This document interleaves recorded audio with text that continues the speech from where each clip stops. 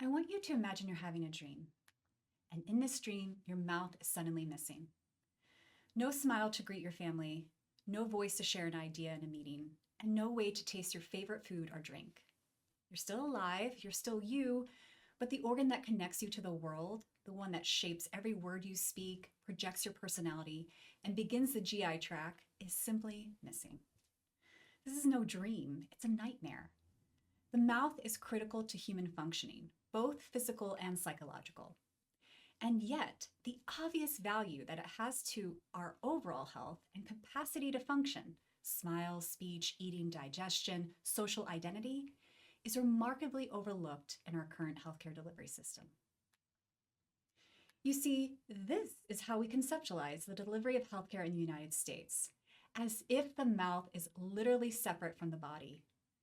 We have separate education systems to train dental and medical professionals, separate financing systems, and separate infrastructure, including separate electronic health and dental records for the same mutual patient. This separation leads to neglect, low perceived value in oral health, and unsurprisingly leads to dental care being the most foregone form of healthcare in the United States. Perhaps you're thinking that oral diseases are not that big of a deal and that the system is not perfect, but it's working. But did you know that oral disease affects more people than any other chronic condition, including double the impact of both mental health and cardiovascular issues combined?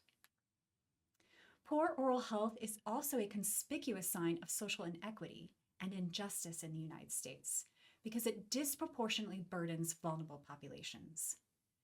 If oral diseases such as advanced gum disease and tooth decay go on unaddressed, patients may experience adverse outcomes such as chronic pain, disfiguring tooth loss, reduced quality of life, and worsening economic, psychosocial, and chronic disease outcomes. As a consequence of this fragmentation in our delivery care systems, many socially vulnerable patients end up seeking dental treatment in costly emergency departments of hospitals. In fact, it costs on average about $1,500 per visit for someone to come to the emergency department for a toothache that won't ultimately be definitively addressed in the emergency department, versus about $200 in cost if they had had access to a dental office where they could have received a dental exam and a tooth extraction to deal with the issue.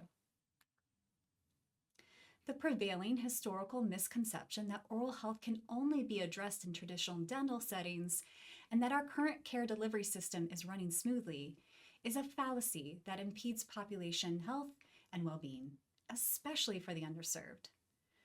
By not addressing ED use for non-traumatic dental conditions, healthcare delivery systems miss a significant opportunity to provide higher quality of care, reduce costs, and improve health equity. The negative effects of ED use for non-traumatic dental conditions underscore a need to bridge fragmented systems, support early identification of patients with oral health disparities, and develop targeted programs to help individuals navigate the oral healthcare system. Now, widespread co-location of oral and medical services would undoubtedly help address some of these problems, but achieving full integration of oral and medical care in the near future is unlikely. However, one potential step forward is the utilization of intelligent health informatic approaches that support patient needs across both oral and medical care. My research argues that health systems, despite not having connected infrastructure and systems with dental care, they nonetheless possess valuable information to identifying poor oral health and oral health disparities. For instance, healthcare delivery systems store and collect valuable information about patients' demographics, disease burdens, and comorbidities, all of which play a crucial role in understanding oral health. Health systems are also beginning to systematically collect social determinants of health data. Things like education level, income level, homelessness, and employment status are among the strongest predictors of poor oral health. And finally, within unstructured free text clinical notes, clinicians are documenting observations about patient status and conditions, including details about the patient's oral health. So thus, given the availability, the variety, and the richness of electronic health record data and its relationship to oral health, it is feasible to leverage this information to identify adults in the medical care system who may need additional oral health support. My research seeks to do just this. I am working on building a predictive tool for use by healthcare systems that leverages electronic health record data from the 5 largest healthcare systems in Indiana. Over the next few years, I intend on using machine learning and natural language processing informatic approaches to explore whether and to what extent these various types of data can be used to create a functioning predictive tool that identifies adults at risk of using the emergency department for a preventable, non-traumatic dental condition. I believe I can empower health systems to play a more critical role in identifying and addressing oral health disparities.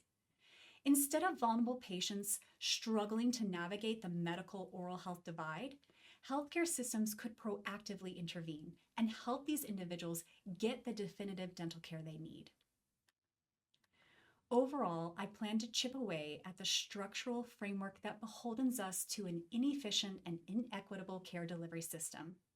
The mouth is not a luxury add-on to the body. It's a gateway to it.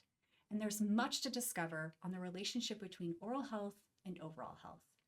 I'm excited to do what I can with existing data to help better design a healthcare delivery system and help my community achieve optimal oral health.